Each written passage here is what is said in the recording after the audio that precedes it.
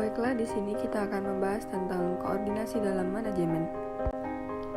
Koordinasi adalah proses mengintegrasi kegiatan individu atau unit kegiatan individu untuk mencapai tujuan bersama. Menurut George Ortelli, koordinasi adalah usaha menyatukan tindakan agar menghasilkan harmoni atau tujuan yang bersama. Adapun tujuan koordinasi yang dapat kita ketahui yaitu yang pertama, meningkatkan efisiensi kerja dan pengelolaan sumber daya. Yang kedua, menyelaraskan tujuan individu dan organisasi. Dan yang ketiga, mengurangi konflik dan duplikasi tugas dalam organisasi. Adapun ciri-ciri koordinasi menurut Handayani-Grad yaitu yang pertama, tanggung jawab koordinasi terletak pada pimpinan. Yang kedua, koordinasi adalah suatu usaha kerjasama. Ketiga, koordinasi adalah continue proses atau proses terus-menerus. Dan yang terakhir, adanya pengaturan usaha kelompok secara teratur. Adapun fungsi koordinasi yaitu pertama, perencanaan, yaitu menyelaraskan tujuan dan kegiatan. Adapun pengorganisasian, yaitu menyusun tugas dan wewenang agar harmonis. Ada juga pengarahan, yaitu mengarahkan individu dan tim untuk bekerja sama. Pengendalian, memastikan tindakan sesuai dengan rencana dan tujuan yang akan ditentukan. Adapun jenis-jenis koordinasi adalah koordinasi horizontal, antar departemen dan tingkatan yang sama. Koordinasi vertikal, antara tingkat manajemen yang berbeda. Koordinasi diagonal, antar unit atau fungsi yang tidak terkait langsung tapi saling bergantung. Baik, yang selanjutnya yaitu prinsip-prinsip koordinasi. Prinsip hubungan langsung, yaitu komunikasi tanpa perantara untuk efektivitas. Prinsip timbal balik, yaitu mengutamakan feedback antara pihak yang terlibat. Prinsip kesatuan arah, mengarahkan semua pihak ke tujuan yang sama. Ada juga waktu yang tepat, yaitu koordinasi dilakukan pada waktu yang diperlukan.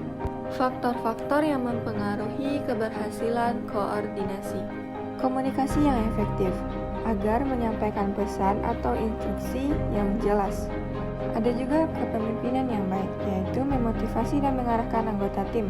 Hubungan antar individu yang harmonis, untuk menghindari konflik.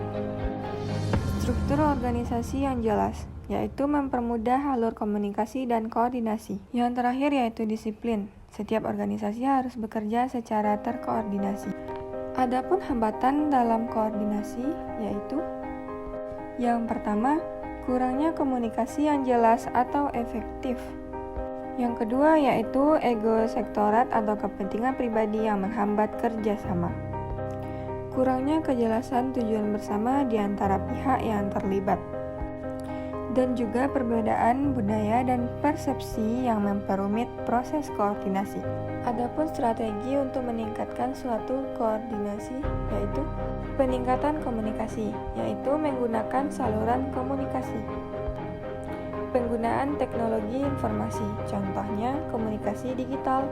Ada juga pelatihan dan pengembangan tim untuk meningkatkan keterampilan koordinasi, meningkatkan keterlibatan karyawan dalam proses pengambilan keputusan.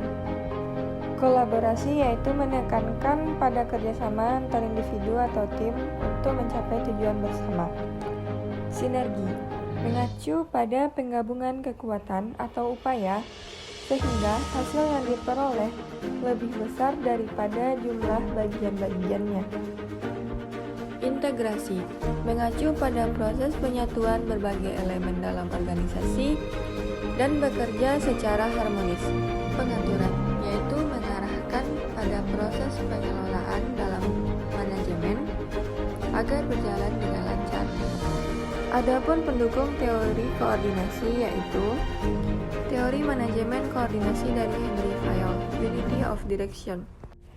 Pendekatan sistem atau sistem approach.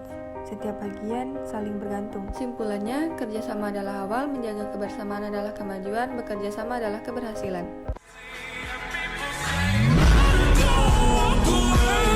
She's sweet but it's